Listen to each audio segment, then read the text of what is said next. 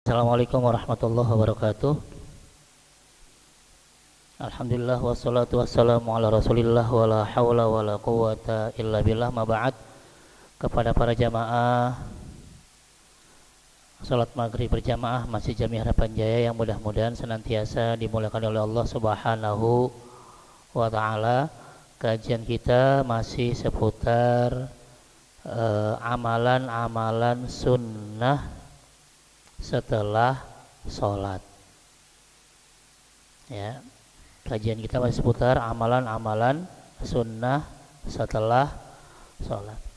Kemudian sudah dibahas kemarin bahwa kenapa kok sebelum doa ada prolognya, itu ada muqaddimahnya, karena doa itu kita minta, dan minta yang terbaik adalah dengan memuji dulu, sehingga nanti di situ ulama beda pendapat, ada yang memujinya dengan berbagai macam cara, gitu ya. Ya, dikatakan di sini tambahannya, ya. Jadi secara umum kalau kita mau berdoa, mau minta sama Allah, ya cuma 3 ini aja yang kita kerjakan. Pertama, memuji Allah. Kemudian berselawat kepada Rasul, baru yang terakhir kita minta apa yang kita mau. Ya, jadi adab berdoa itu memuji Allah dulu, kemudian berselawat kepada Rasul, baru silakan berdoa dengan doa yang kita mau. Cuma kadang ketika memuji itu ada beda pendapat. Ada yang saya mau mujinya dengan istighfar dulu, karena ada hadis sahih riwayat Imam Muslim.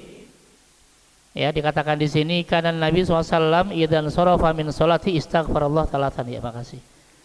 Ya, kata sahabat Thauban, ya, Rasul itu kalau selesai sholat biasanya istighfar 3 kali. Makanya ada yang habis assalamualaikum astagfirullah, atau astagfirullahaladzim, atau dipanjang astagfirullahaladzim terus, silahkan. Ya, ini hadis riwayat Imam Muslim. Ada yang mulai dengan tahlil. Enggak, jangan istighfar dulu, tahlil dulu, karena ayatnya Bismillahirrahmanirrahim, fa'lam annahu la ilaha illallah. Ketahuilah bahwa tidak ada Tuhan kecuali Allah, la ilaha illallah, baru wastaghfir. Setelah la ilaha illallah barulah mohon ampun. Makanya ada yang assalamualaikum la ilaha illallah, ada, terus setelah itu istighfar, karena ada ayatnya juga.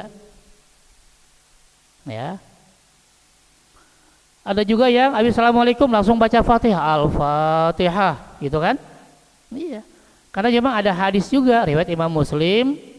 Hadisnya juga unik. Bainama Jibril alaihissalam qa'id indan Nabi, ketika Jibril lagi duduk bareng Nabi nih. Hadisnya hadis Imam Muslim.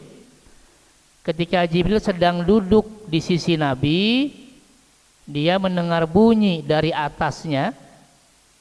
Ya, lalu Jibril mengangkat kepalanya, faqol, dan Jibril berkata, hadza badun minas sama.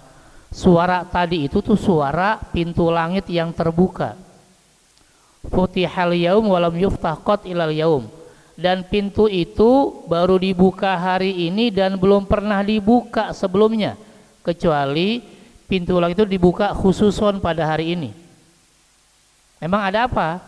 Ternyata setelah pintu langit terbuka, turunlah satu malaikat dari pintu itu. Lalu kata malaikat Jibril, yang turun itu, ya, malaikat yang turun ke bumi, dia belum pernah turun ke bumi, baru hari ini dia turun. Ya, ngapain? Kemudian fasallama, malaikat tadi yang baru turun dari langit mengucapkan salam kepada Rasul. Waqol, dan malaikat tadi mengatakan, absyir binurain, bergembiralah wahai Muhammad dengan 2 cahaya yang telah Allah berikan kepadamu. Lam yu'tahuma nabiyyun qablak, cahaya ini khusus kepadamu, nggak pernah diberikan kepada nabi sebelummu. Apa 2 cahaya ini? Fatihatul kitab, surat Al-Fatihah, wa khawatim suratil Baqarah, dan penutup surat Al-Baqarah 285 286. lan taqra'a biharfin minha illa u'tita, tidaklah engkau membaca baik Fatihah maupun 2 ayat terakhir Al-Baqarah lalu kamu minta, pasti Allah kasih. Makanya ada yang saya mah cukup Fatihah aja dah. Kenapa? Janji dari Rasul, dan ini juga 2 cahaya yang khusus diberikan kepada Rasul. Jadi ada yang Assalamualaikum Al-Fatihah, ya ini hadisnya. Karena tidak satu huruf pun yang dibaca dari ayat-ayat ini lalu minta, pasti langsung Allah kasih. Makanya kadang ada yang habis salam mulai zikirnya beda-beda, ya, karena masing-masing ada dalilnya. Ada juga yang mulai dengan Asmaul Husna. Nah, ya kan, baru dibahas sedikit ya di Al-A'raf. Karena kata Allah, maka berdoalah kepada Allah dengan menyebut Asmaul Husna. Mau 1 silakan, mau semua silakan. Ada yang mulai dengan zikir yang lain, ada juga dalilnya di Al-Ahzab 41. Ya, kata Allah, Bismillahirrahmanirrahim, ya ayyuhalladzina amanu udzkurullaha dzikran katsira. Ingatlah kepada Allah, berzikirlah dengan mengingat namanya sebanyak-banyaknya. Juga dikuatkan di Al-Baqarah 152, fadhkuruni adzkurkum, ingatlah kepada Allah maka Allah akan ingat kepadamu. Karena itu memuji Allah bebas dengan yang manapun, atau mau semua diborong nggak apa-apa. Mau Al-Fatihah dulu boleh, mau la ilaha illallah dulu boleh, mau istighfar dulu boleh, silahkan. Yang mana yang paling enak? Yang paling enak ikutin imam, begitu aja. Imam baca apa kita ikutin. Makanya zaman dulu biasa zikirnya keras-keras, udah imam ngomong apa tinggal ikut, selesai. Kita nggak usah mikir. Ya kan, imam istighfar kita ikut, imam la ilaha illallah kita ikut, imam Al-Fatihah kita ikut. Ya, sekarang udah pada pintar aja zikirnya, jadi imam juga takut mau keras-keras.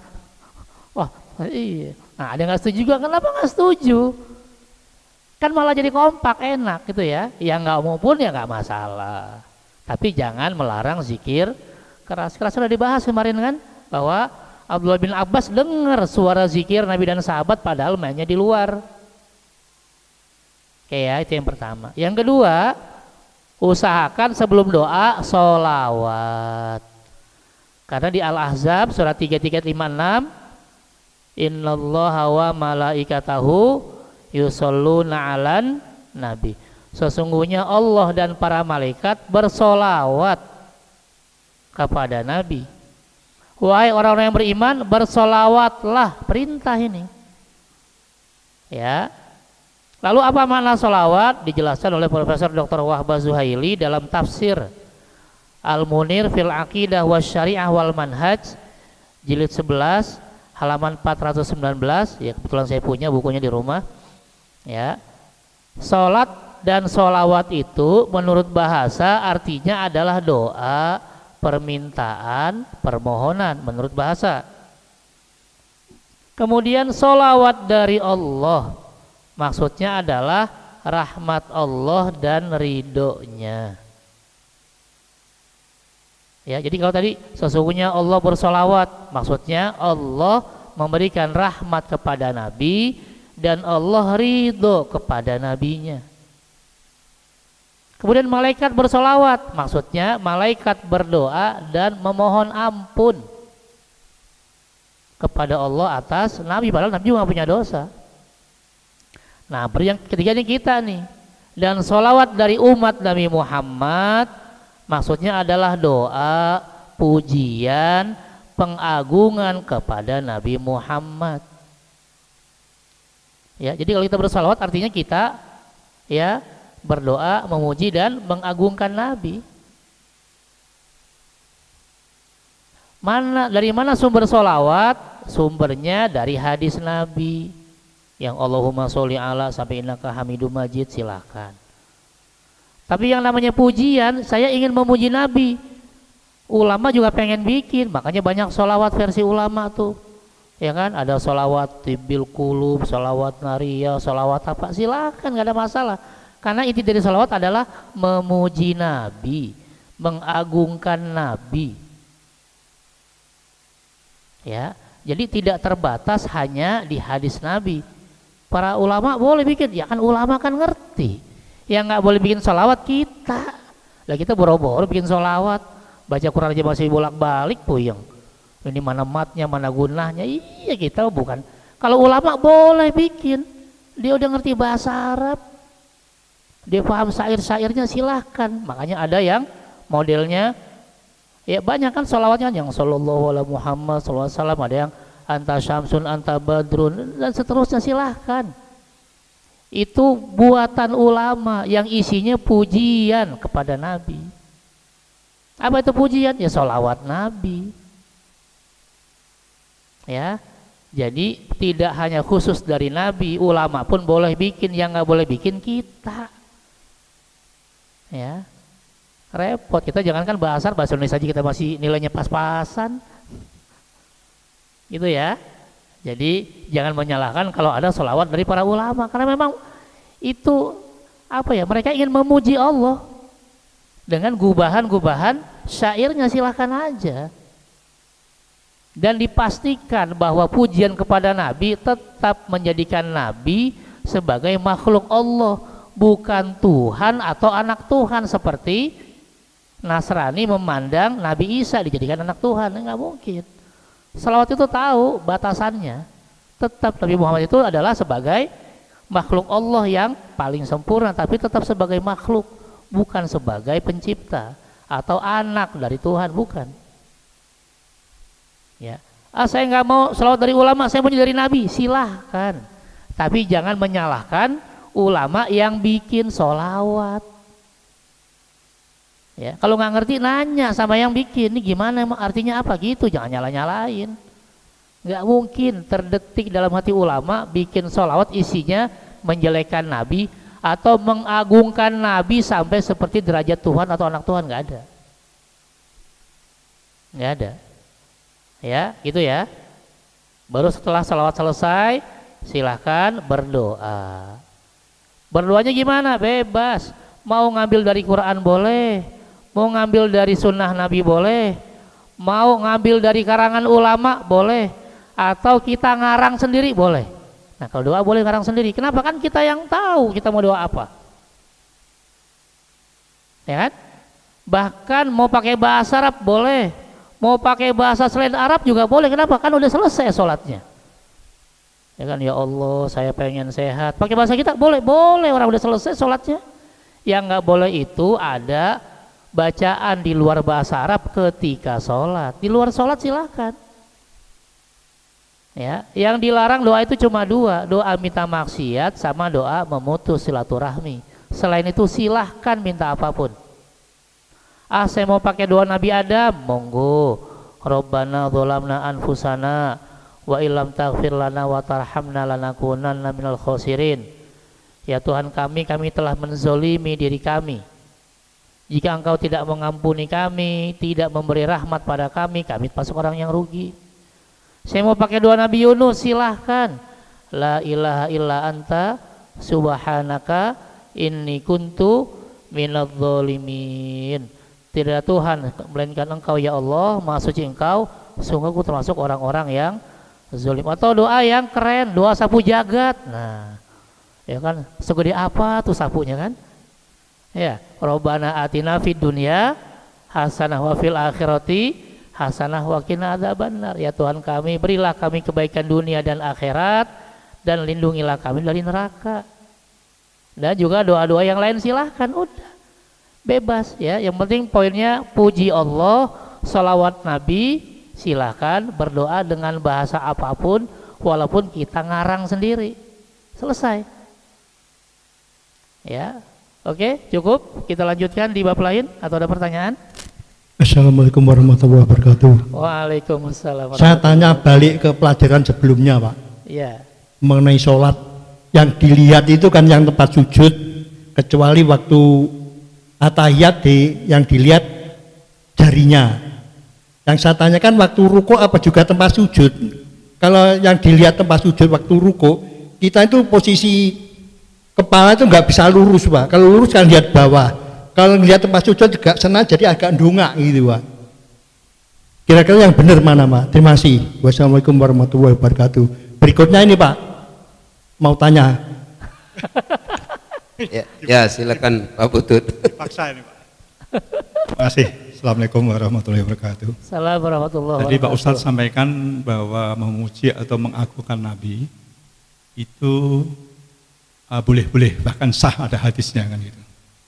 Tapi ada batasannya enggak Pak Ustadz? Karena khawatir, namanya manusia, ini khawatirnya kebablasan.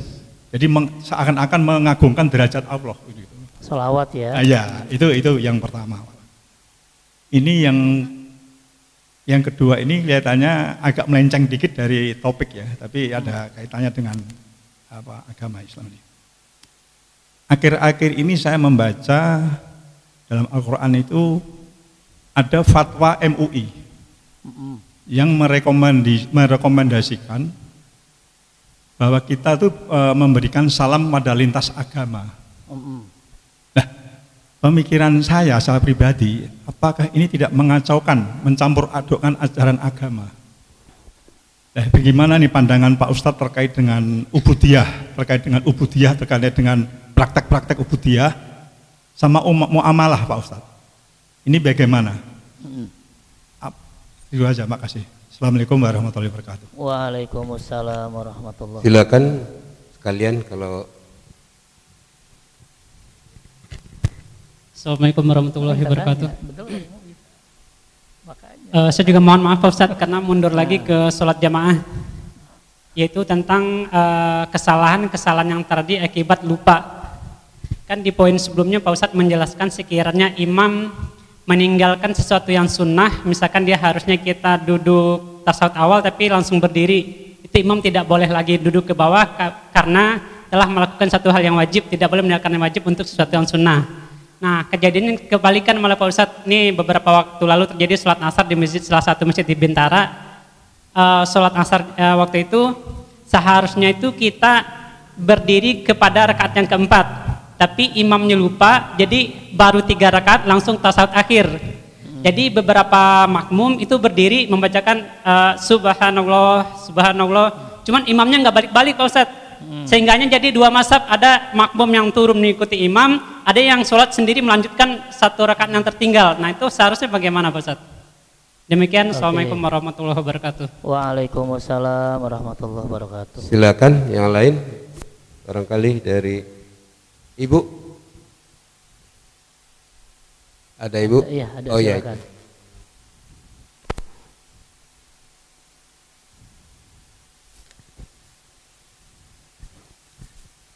Assalamualaikum warahmatullahi wabarakatuh.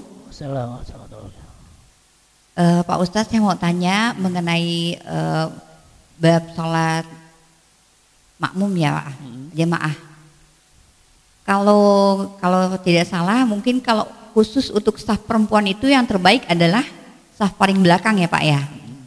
Nah, tapi apakah kalau itu berlaku untuk stafnya yang untuk yang staf perempuan aja? Yang pertama, apakah staf itu berlaku kalau stafnya itu untuk perempuan semua? Tetap posisi di belakang itu paling bagus. Dan yang kedua, pertanyaan saya, kalau untuk, saya suka perhatikan kalau untuk sholat khususnya staf perempuan itu, apakah ada hitungan minimal berapa baris itu boleh belum mengikuti imam depannya gitu? Karena kadang-kadang saya perhatikan juga suka misalnya ada yang cuma 4, kemudian pokoknya kurang lebih kayak gitu deh. Jadi nggak sampai, kalau laki-laki kan penuh semua gitu ya Pak Ustadz ya. Nah itu pertanyaan saya. Boleh nambah lagi nggak Pak? Iya. Ya, satu lagi, kalau dengan yang anak kecil, apakah untuk kekosongan saf dari misalnya jamaah perempuan itu, posisi anak kecil itu memutuskan saf? Saya rasa itu aja. Terima kasih sebelumnya Pak Ustadz. Wabillahi taufiq wal hidayah. Wassalamualaikum warahmatullahi wabarakatuh. Waalaikumsalam warahmatullahi wabarakatuh. Ada lagi Bapak atau? Oh ya, silakan.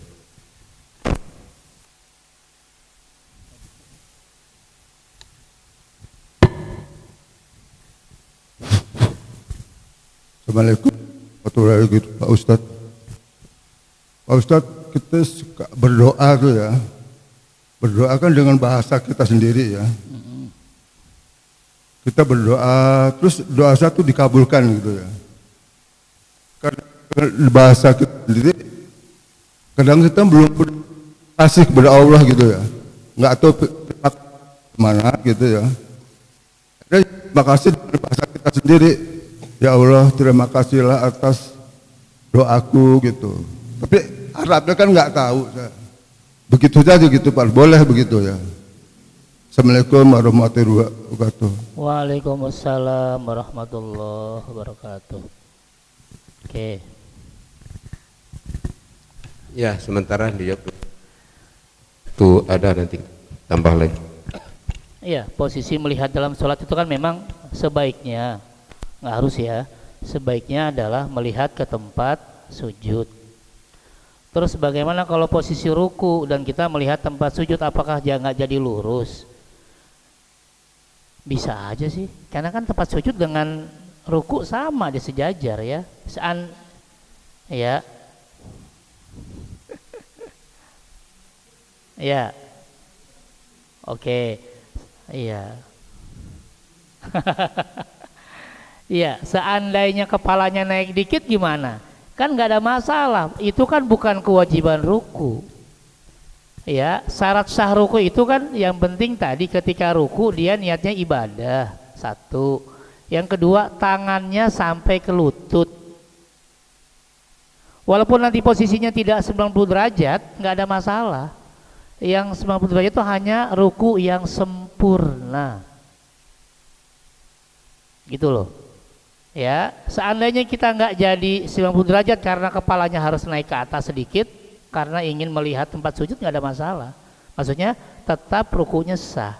Karena kita sudah rukunya juga niatnya ibadah dan ketika ruku memegang lutut. Itu sudah itu aja. Yaitu syarat sah ketika ruku. Apakah nanti kepalanya lurus atau mendongak sedikit, nggak ada masalah. Itu tidak menghilangkan atau tidak membatalkan rukunya, gitu ya. Baru tadi yang ketiga tumakninahnya. Oke ya. Jadi yang bagus yang mana?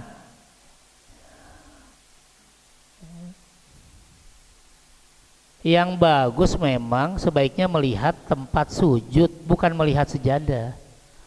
Kenapa? Kalau kita nggak bawa sejadah sebelah sana, kita ke sana ngelihatnya ntar, ya kan? Nah, iya, melihat tempat sujud.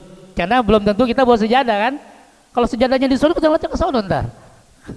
Ya, yang terbaik melihat tempat sujud walaupun rukunya tidak lurus 90 derajat, gitu ya. Oke. Lanjut, baca salat Nabi, khawatir kebablasan. Iya, kalau yang bikin kita kebablasan, makanya yang bikin ulama. Kalau ulama yang buat nggak mungkin kebablasan, karena ulama sudah paham batasannya. Mana yang namanya mengagungkan atau memuji Nabi dan mana yang batasan Nabi sebagai makhluk. Contoh ya, kita sering nih, kadang-kadang ada yang rame, Pak Ustadz itu ada selawat anta syamsun, anta badrun gitu ya. Lalu anta nurun fauqo nuri. Ya. Engkau di sini Nabi ya. Bagaikan matahari dan bulan purnama. Ini kan memuji. Biasa saja. Yang namanya pujian biasanya harus lebay, harus alay. Ya kan, kalau pujian biasa bukan pujian. Ya, nah, tadi siang aja kan saya bangun tidur gitu kan sama teman-teman, terus ngelihat istri ya di sab sana, kaget. Aduh, ini saya di surga bukan yang ngomong teman-teman saya. Kenapa? Saya ngeliat bidadari, saya nunjuk bini saya. Wah, bisa aja. Kan nggak mungkin juga saya, wah lebay ini, masa dibilang bidadari. Iya, kenapa nyenengin istri sendiri? Begitu bangun, saya di surga nih. Kenapa Pak Ustadz? Itu ada bidadari depan saya. Saya nunjuk istri saya mesem-mesem gitu kan.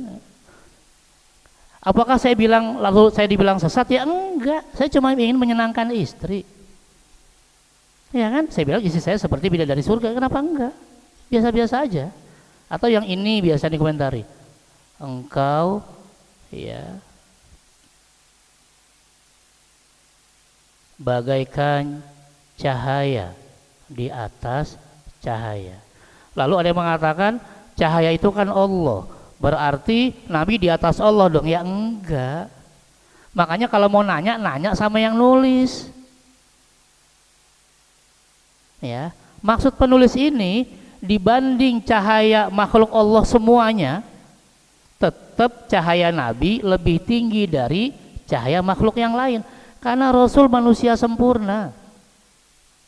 Kalau kita nggak mungkin. Ya, kita pasti banyak kekurangannya. Mau tahu kekurangan kita, tanya istri kita. Gampang. Istri itu ahli sejarah suaminya. Ya kan? Kamu 10 tahun yang lalu, kamu 20 tahun yang lalu, masih hafal itu istri. Makanya kita nggak mungkin sempurna di depan istri, karena pasti punya kekurangan. Tapi lihat Nabi, tidak satu pun istrinya pernah menjelekkan Nabi, karena memang nggak ada celaknya. Lah kita satu aja banyak banget cacatnya. Ya, saking memang banyak kekurangan. Nabi istrinya lebih dari satu, tapi nggak ada yang bisa nyebutin apa kekurangan suaminya, nggak ada yang bisa. Saking sempurnanya. Inilah ungkapannya anta nurun fauqa nuri.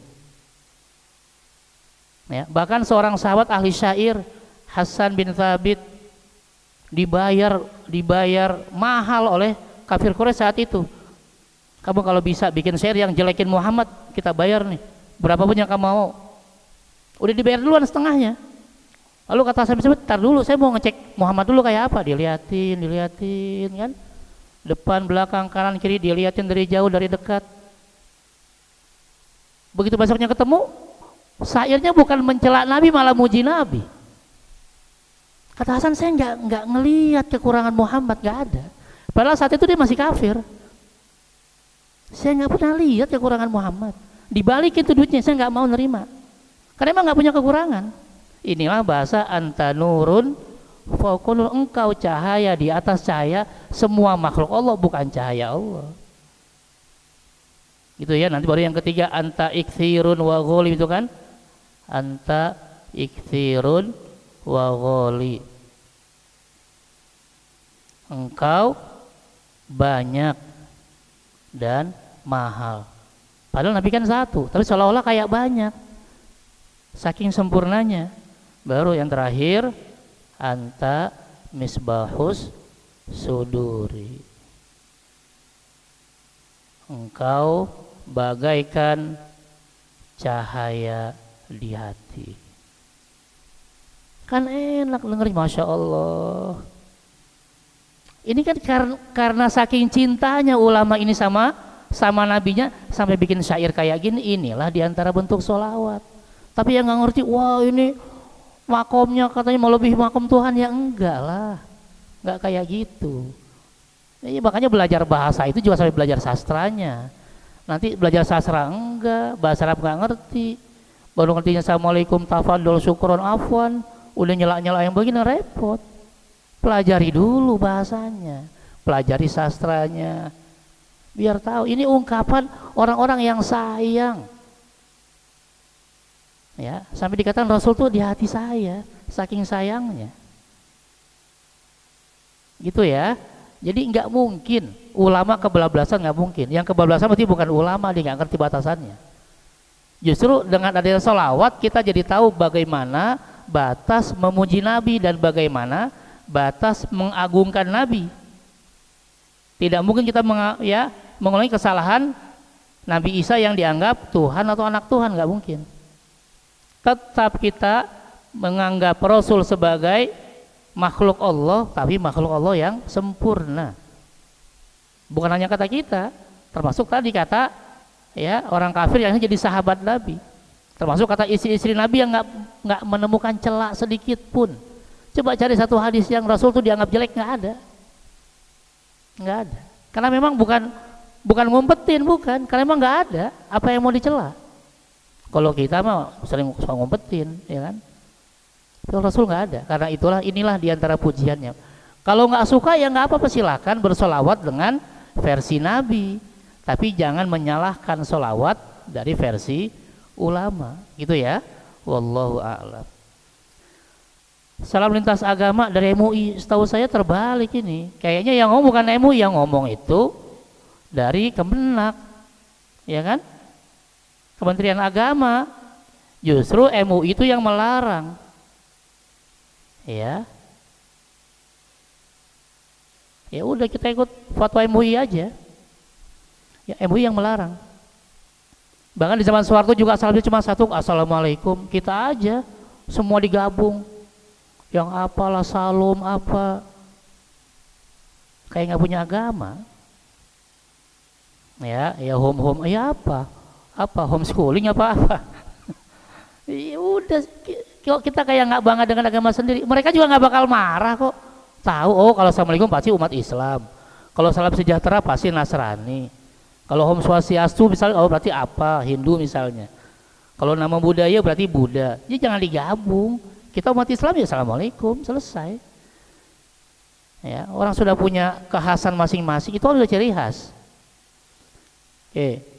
Ya, jadi udah dilarang MUI ya, bukan MUI yang ngasih tahu, justru Kemenak nih yang masalah. Malah kan yang saya baca kemarin di Kemenak itu ada yang bantuin haji 3 orang. Padahal yang pengen juga kita pengen banget itu ya. Malah yang dikasih ngapain juga dia ke sono. Ya kan? Orang mau ke sono mau ngapain? Mau ya tawaf, nggak mungkin juga. Bahkan kan ke Mekah Madinah dilarang muslim. Ya nggak ngerti lah ya. Namanya juga ya gantilah depak lagi lah ya, depak gitu kan ya, depak aja. Oke, ini kesalahan imam lupa di mana nih? Di apa? Di Bintara.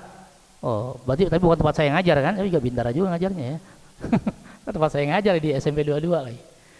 Ya, ketika sholat asar imam ya. Jadi gimana? Di zaman Rasul pernah terjadi. Cuma perawinya lupa. Ya kata perawinya ketika sholat zuhur atau asar. Lupa perawinya. Rasul sholat 2 rakaat. Salam. Ya, si sahabat ikut. Makmum itu jangan protes. Makmum cuma mengingatkan. Kalau imam nggak mau, ya terus ikutin imam. Makmum itu follower, pengikut. Ya, nggak boleh beda sendiri. Kalau dia beda sendiri, berarti dia bukan makmum, sholat sendirian, nggak dapat pahala 27. Ya, jadi kalau imam udah diingetin masih salah juga, ikutin terus imamnya. Ini Rasul pernah sholat zuhur atau asar 2 rakaat salam. Setelah salam majulah sahabat yang bernama Dzul Yadain. Apa kata sahabat Rasul? Ya Rasulullah, aqasor tas sholah. Apakah ini sholat qasor yang asar jadi 2? Amnasita atau engkau lupa? Ya, ya Rasulullah, aqasor tas sholah amnasita. Ya Rasul, apakah engkau mengkosor yang 4 jadi 2 atau engkau lupa? Ya, Rasul mengatakan enggak dua-duanya. Ya manusiawi. Ya, itulah justru sisi manusia Rasul, pernah lupa juga. Saya enggak kosor dan saya enggak lupa, kata Rasul, saya tetap 4 rakaat padahal 2 rakaat. Tapi Rasul nanya sama jamaah yang lain, betul enggak saya 2 rakaat? Kata jamaah yang lain, iya betul ya Rasul, engkau 2 rakaat. Apa yang Rasul lakukan? Rasul langsung melanjutkan sholatnya. Langsung diri, Allahu Akbar, Rasul tambahin lagi 2 rakaat. Dan sahabat jamaah semua ngikutin lagi 2 rakaat. Sebelum salam Rasul sujud 2 kali. Ya. Kemudian tadi 2 sujud atau sujud sahwi menjelang salam. Yang segitu aja udah di subhanallah, masih aja kan, masih tahiyat sampai salam, udah habis salam maju samperin. Pak Imam, tadi cuma 3 rakaat kurang 1. Kan pasti yang lain bener nih, bener. Udah tinggal diri lagi. Tambah 1 rakaat sebelum salam, sujud 2 kali. Selesai masalah. Kalau Ya. yang sholat sendiri gimana Pak? Jadi dia melanjutkan sendiri. Ya, Ada gimana itu Pak? Ya kalau sholat sendiri Sah. berarti dia sholat sendirian. Tapi sah sholatnya Pak? Sah, tapi nggak dapat pahala jamaah. Dia cuma dapat 1, nggak dapat 27. Ya, karena dia nggak ngikutin imam. Kan hadisnya jelas, innama ju'ilal imamu liyutamma bihi. Imam ditunjuk untuk diikuti. Dan saat itu dia tidak mengikuti imam. Ya kan benar nggak ngikuti, diikut full. Ya, kalau separuh bukan ngikut namanya, ikut itu full. Ya, tapi kan 3 rakaat iya, tapi kan yang terakhir ya enggak, malah suul khotimah itu dia. Ya, jelek di ujung dia. Udah tahu 3, tinggal selesai salam, samperin imamnya. Maaf Pak Imam, tadi kurang 1, cuma 3 rakaat. Kalau nggak percaya tanya aja sama makmum yang lain tuh. Ini bener, udah tinggal diri imamnya. Nah, ambil 1 rakaat, jamaah yang tadi tetap ikut imam. Kalau imam sujud sahwi alhamdulillah, imam nggak sujud tanggung dia. Yang penting udah 4 rakaat itu ya. Jadi jangan sendirian. Kalau sendirian nggak jamaah namanya. Itulah resiko jadi makmum. Ya, contoh sholat subuh, ya kan? Kunut apa enggak? Ya kalau imam kunut ya ikut, imam enggak ya ikut. Cuma yang terbaik kalau memang imam nggak kunut, sementara makmum banyak yang kunut, jangan langsung sujud, diem aja sebentar. Sami Allahu liman hamidah, agak lama aja diemnya. Kenapa? Biar yang makmum yang biasa kunut, dia bisa kunut sendiri. Kalau bisa gitu. Ya kalau lupa udah ngantuk ya mau diapain? Kalau imamnya kunut ya syukur tinggal amin. Kalau imamnya nggak kunut, kalau bisa, kalau memang jamaahnya biasa kunut, ya harusnya imamnya diam sebentar aja. Ya agak lama dikit, sami Allahu liman hamidah, diam dulu sebentar. Memberikan waktu buat makmum yang biasa kunut sendirian. Gitu. Jadi dapat semua kalau imamnya memang nggak kunut. Tapi kalau udah sepakat imam sama makmum udah nggak usah kunut, ya udah bis. Ini tidak langsung sujud silahkan. Gitu ya. Tapi kalau imam nggak memberi kesempatan kunut subuh, ya sudah makmum jangan kunut sendirian. Imam udah sujud dia masih kunut aja nggak boleh, berarti nggak ngikutin imam. Gitu ya. Wallahu a'lam ya. Jadi kalau dia tetap sholat sendirian, sholatnya sah, tapi sah sebagai sholat sendirian, bukan sholat berjamaah. Karena dia suul khotimah ya, jelek di akhir deh. Ngikutin nggak sampai salam. Ya, wallahu a'lam. Oke? Ada lagi? Kita lanjutkan. Oh, masih ada lagi? Oh iya ini ya. Saf khusus perempuan, gimana posisinya? Jadi gini ya, kalau nggak salah nih, di zaman Nabi itu, kalau nggak salah ya, takut saya lupa, tidak ada pembatas perempuan. Jadi laki perempuan itu nggak ada batasnya di zaman Nabi. Karena itulah ada bahasa Nabi, saf yang terbaik bagi perempuan yang paling belakang. Kenapa? Karena nggak ada batasnya. Ya, belum ada pembatas kayak gini. Ya, sehingga dikatakan saf yang terbaik yang paling belakang. Ketika sudah ada pembatas ini, ya tetap yang paling bagus yang depan. Itu ya itu asalnya. Maka nanti ada hadisnya setelah ini, subbabnya. Kalau ada jamaah perempuan di zaman Nabi, laki-laki jangan langsung pergi. Pastikan semua jamaah perempuan keluar dulu, udah selesai, udah bubar, baru laki-laki silakan bubar, biar nggak bentrok di pintu. Kenapa? Karena tadi ya tidak ada pembatas antara saf laki-laki dan perempuan. Tetap perempuan di belakang, tapi tidak ada pembatasnya. Jadi biar laki-laki juga tenang zikir, perempuan juga begitu habis salam langsung pulang. Jadi memang nggak bakal ketemu sama laki-laki di pintu masjid atau di jalan. Baru setelah itu laki-laki silakan mau sholat sunnah atau mau langsung pulang dan sholat sunnah di rumah. Itu ya. Jadi saf khusus perempuan, kalau dia berjamaah dan imamnya perempuan, itu imamnya di tengah, bukan imamnya di depan sendiri, bukan. Ya.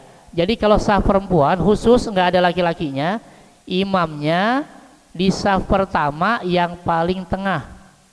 Dia bergabung dengan saf pertama. Kalau laki-laki kan sendirian nih, kalau perempuan enggak, dia gabung dengan saf pertama, itu sebaiknya. Kemudian jarak dengan imam laki-laki Ya kalau sudah ada pembatas ya nggak usah didorong-dorong ya. Emang batasnya di situ mau diapain lagi? Ya kecuali kalau memang dari awal sudah biasa misalnya di jami ini cuma 4 saf misalnya, ya boleh aja kalau mau didorong silahkan. Ya biar nggak terlalu jauh dengan imamnya. Tapi kan kalau toh didorong masalahnya kan cuma satu. Apakah nanti jadi rapi atau berantakan dengan mendorong pembatas ini? Sedangkan zaman dulu kalau jauh itu agak sulit, kenapa? Karena belum ada toa, belum ada mikrofon. Sekarang kan walaupun jauh kedengeran, jadi nggak ada masalah. Ya, karena kan justru yang paling bagus adalah ada pembatas khusus. Ya. Kemudian anak memutuskan saf. Nah makanya kalau bicara anak ini kan Nabi bilang ajarkan anak ketika usia 7 tahun. Ya, bukan berarti nggak boleh sebelum 7 tahun ke masjid, bukan nggak boleh. Ya, tapi maksudnya kalau 7 tahun itu kan dia sudah paham, dia sudah ngerti, dia sudah bisa wudhu, dia sudah bisa nahan pipisnya, nggak pipis sembarangan gitu kan. Yang kita khawatirkan ada anak belum 7 tahun atau bahkan masih kecil, lalu dia nggak dipakein pampers, terus dia pipis di masjid, bukan hanya memutus saf, bahkan bikin sholat orang nggak sah. Begitu sujud kok bau pesing, berarti kan dia sujud di tempat najis, sedangkan najis itu salah satu syarat sah sholat. Ketika kita sholat di tempat najis otomatis nggak sah sholat kita. Jadi buat yang bawa anak kecil usahakan jangan sampai ada najis yang keluar, entah pakaian pampers atau pakaian yang lain. Terus yang kedua, kalau bisa jangan di saf depan, karena nanti kalau ada yang mau benerin imam kan repot. Ya kan, imam misalnya salah bacaan, kan masa yang benerin anak kecil kan nggak mungkin. Jadi logowo saja kalau ada yang bawa anak atau cucu, jangan di saf pertama. Itu kalau di saf pertama ya jangan di tengah, karena nanti ini buat pengganti imam. Kalau imam ada apa-apa misalnya, entah imam batal, imam sakit, nanti kan yang depan, yang belakang imam bisa langsung maju. Kalau belakang imam anak kecil kan repot gimana majunya. Itu ya. Jadi bukan hanya mutus saf ini, tapi juga bisa malah bikin orang lain batal kalau ada najis yang dia bawa, itu ya. Oke, kemudian berdoa dikabulkan. Terima kasihnya gimana? Berterima kasih itu dalam bahasa Arab namanya bersyukur. Ya. Makanya kalau terima kasih dalam bahasa Arab namanya syukron, terima kasih. Bagaimana berterima kasih kita sama Allah? Ya sederhana, ya dengan menjalankan perintahnya, menjauhi larangannya. Nggak harus terima kasih, nggak usah. Cukup kita menjalankan perintahnya, menjauhi larangannya, itu sudah terima kasih sama Allah. Iya, ini ya jawabannya ada di surat Al-Baqarah ayat 152. Bismillahirrahmanirrahim. Fadkuruni adkurkum washkuruli wala takfurun.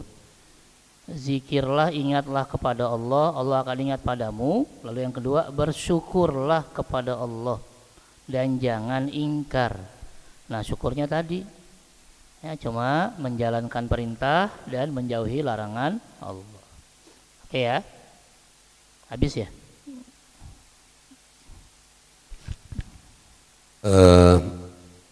Gunanya melanjutkan dari Pak Putut tadi mengenai selawat, kan ada hadis ya, tidak sempurna iman seorang sebelum dia mencintai Allah dan Rasulnya melebihi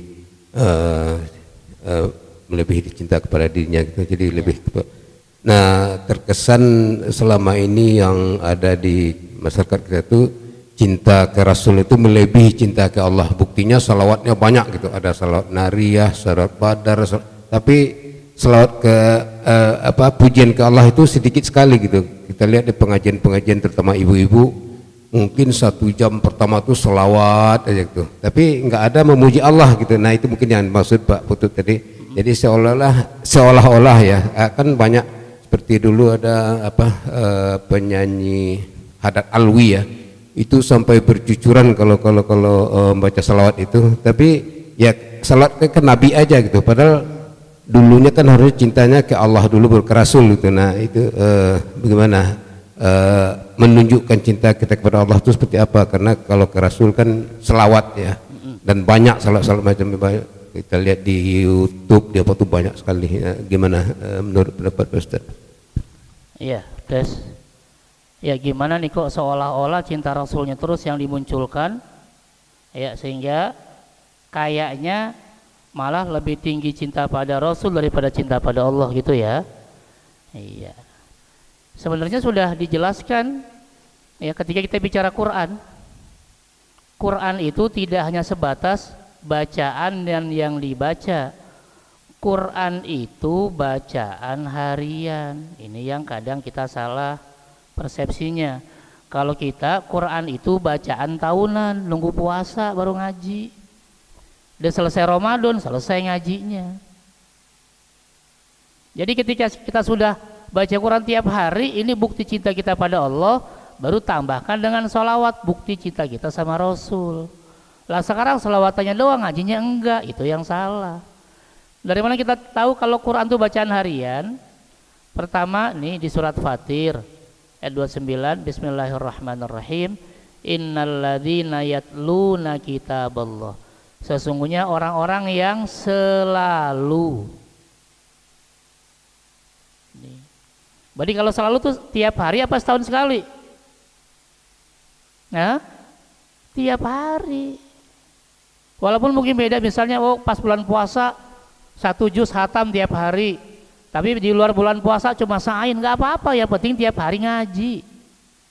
Karena bahasa Al-Quran itu selalu. Yatluna ini fi'lun mudhari, verb 1 yufidul istimror, yang bermakna setiap hari, setiap waktu.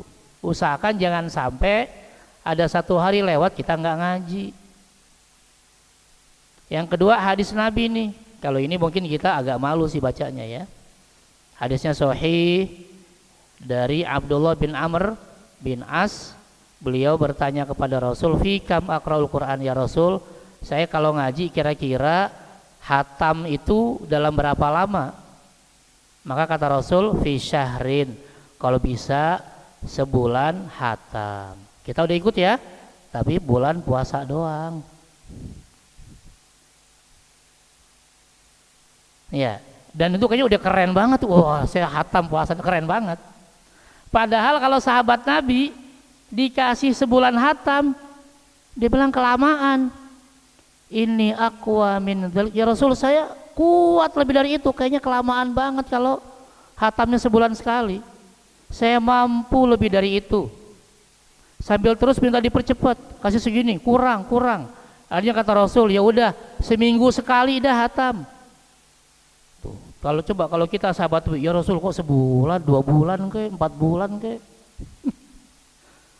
Kalau sahabat dikasih sebulan malah nawarnya pengen lebih cepat, sampai dikasih seminggu. Seminggu pun katanya kelamaan. Masih minta, akhirnya kata Rasul tegas, la yafqah man qara'ahu fi aqal min salat. Kalau ada yang hatam kurang dari 3 hari, semoga tidak Allah berikan pemahaman. Tuh. Akhirnya apa? Batas paling cepat hatam berapa hari? 3 hari. Berarti sehari cuma 10 juz. Baru tenang tuh sahabat. Lah kita kasih sebulan aja ngap-ngap. Ya, ini membuktikan bahwa Quran itu bacaan harian. Setelah itu silahkan kalau mau sholawat sebagai bukti cinta sama Rasul. Yang salah sekarang dikit-dikit sholawat tapi nggak disuruh ngaji tiap hari, itu yang salah. Sholawat monggo tapi juga ngaji juga tetap jalan. Jadi cinta sama Allahnya dengan baca Quran, cinta sama Rasulnya dengan sholawat. Ya nggak usah kayak sahabat ini, nggak usah juga. Ini bukan level kita, bukan. Ya, kita jauh di bawahnya maksudnya. Ya, dikasih sebulan katanya kelamaan kalau sahabat. Ya, kalau kita sebulan kecepatan. Gitu ya, wallahu alam. Jadi bukan salah siapa-siapanya, tapi salah kita yang mempersepsikan seolah-olah cukup dengan sholawat, padahal ada juga yang tidak kalah penting, yaitu baca Quran tiap hari. Gitu ya. Makanya saya mengartikannya bukan sekedar membaca, tapi Al-Quran tuh artinya bacaan harian. Ya, yang nggak boleh baca cuma yang sedang haid, sedang nifas. Di sini ada nggak yang haid nifas laki-laki? Nggak ada kan? Nggak ada, berarti nggak ada halangan. Ya kan? Kalau perempuan ada, oh haid saya Ustaz, nifas, iyalah. Ya. Oh saya lagi hadas besar, tinggal mandi. Ya, yang nggak boleh cuma yang haid sama nifas, baru nggak boleh baca Quran. Ya. Sedangkan kita kan yang laki-laki nggak ada haid nifas, jadi nggak ada alasan buat nggak baca Quran tiap hari. Ya, minimal sebelum tidur coba mikir, saya hari ini udah ngaji belum? Oh belum ngaji, ya ngaji. Baru silakan nanti tambahkan dengan sholawat, gitu ya. Jadi jelas cinta Allahnya dengan baca Quran tiap hari, cinta Rasulnya juga diantaranya dengan memperbanyak sholawat. Wallahu a'lam. Oke, ada yang lain?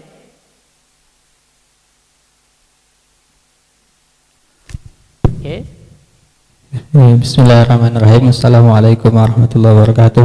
Waalaikumsalam warahmatullahi wabarakatuh. Mungkin kalau waktunya bisa habis ya, mungkin dijawab minggu depan besok aja Ustaz.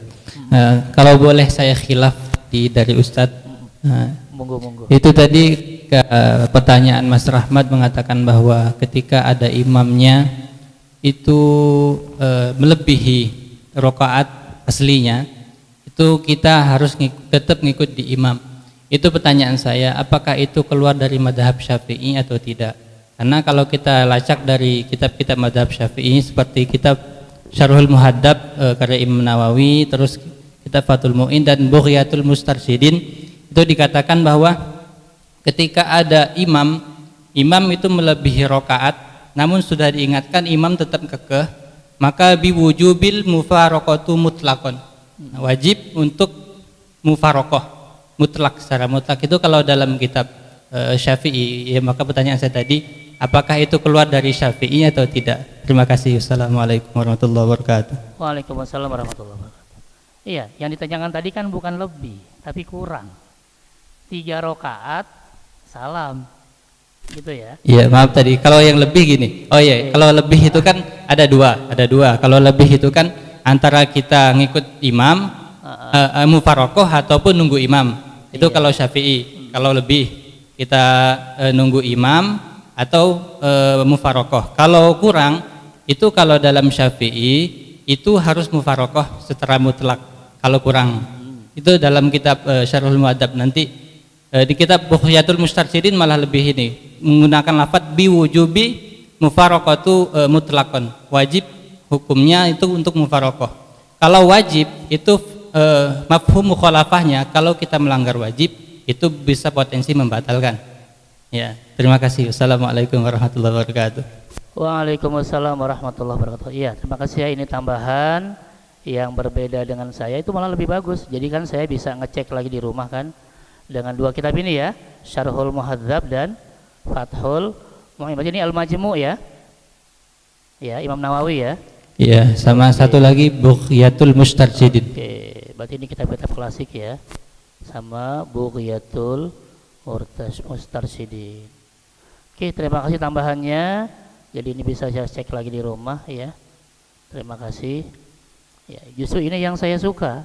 Jadi ketika ada yang berbeda silakan diungkapkan. Jadi ini tambah ilmu buat saya. Ya, karena kan saya biasanya pakai kitab-kitab yang kontemporer. Ya, justru kitab-kitab klasik ini jangan sampai kita hilangkan, biar nanti kita rujuk kembali. Karena kalau tadi saya langsung merujuk ke hadis, bisa jadi nanti akan ada hadis-hadis lainnya yang sepaham atau tidak sepaham dengan yang dibahas di kitab ini, gitu ya. Terima kasih tambahannya. Saya kembalikan moderator. Terima kasih. Assalamualaikum warahmatullahi wabarakatuh. Waalaikumsalam warahmatullahi wabarakatuh. Terima kasih Pak Ustadz atas bahasanya pada sore ini. Mudah-mudahan kita yang hadir sini dapat tambahan ilmu untuk lebih baiknya amal ibadah kita di masa-masa yang akan datang. Mohon maaf jika di dalam penyelenggaraan kajian pada sore hari ini kita akhiri kajian ini dengan bacaan hamdalah dan doa ketul majelis. Alhamdulillahirabbil alamin. Subhanakallahumma bihamdika asyhadu an la ilaha illa anta astaghfiruka wa atubu ilaik. Wassalamualaikum warahmatullahi wabarakatuh.